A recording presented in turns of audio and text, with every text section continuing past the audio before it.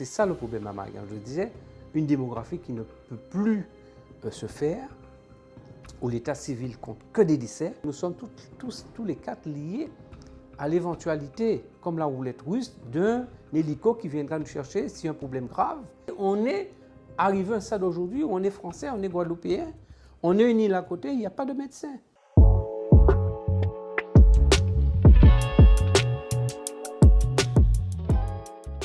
On oublie que la Guadeloupe est un archipel, on le vit depuis des années, c'est historique, de génération en génération. On entend de temps en temps qu'il y a des problèmes de triple insularité, on entend qu'il y a des problèmes de santé, mais on a l'impression, comme dans tout petit pays, le malheur d'autrui est un songe, quoi. Du moment que ça va bien chez moi, on entend telle ou telle chose, mais on n'est pas conscient, on n'est pas motivé, on ne voit pas l'importance. Bon, à l'époque, à Marie-Galante, il y avait pratiquement 2 compagnies d'avions, il y avait des bateaux bien sûr, mais il y avait un système sur place avec des dispensaires, avec des ambulances, avec des médecins bien sûr.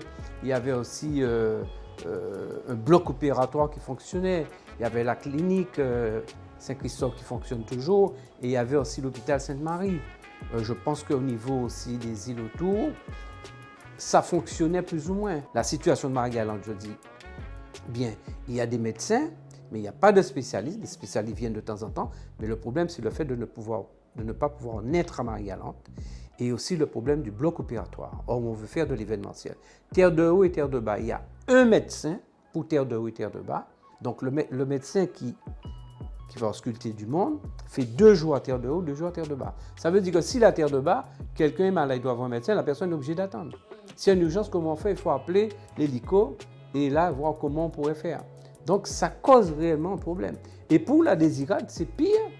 Le problème pour la désirade, c'est qu'il n'y a pas de médecin depuis le début de cette année. Nous sommes dans une situation de fait où l'insupportable est en train de nous pousser à réagir en tant que société civile pour dire à l'État, pour dire aux décideurs de ce domaine, qu'à autre café.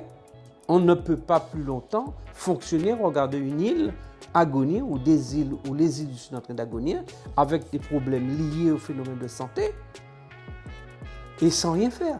On dit tout simplement à l'État, au préfet, qu'il puisse intervenir en tant que premier gendarme, premier représentant français. Nous subissons un dysfonctionnement du point de vue de la santé. C'est lui, en tant que bon père de famille, en tant que responsable, je ne m'adresse même pas au préfet, je m'adresse à l'homme.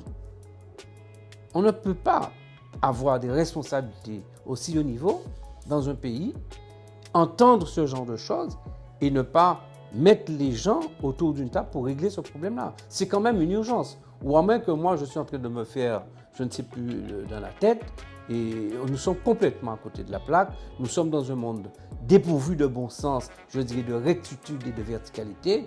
S'il faut se battre contre des moulins à vent, comme Don Quichotte, dire, enfoncer des portes ouvertes, dire que la mer est salée, que le ciel est bleu, si nous devons discuter de ça, dans une humanité aujourd'hui en Guadeloupe, je dis que c'est une catastrophe. Nous sommes en train de plonger verticalement dans les abysses, dans le fond du fond de la médiocrité.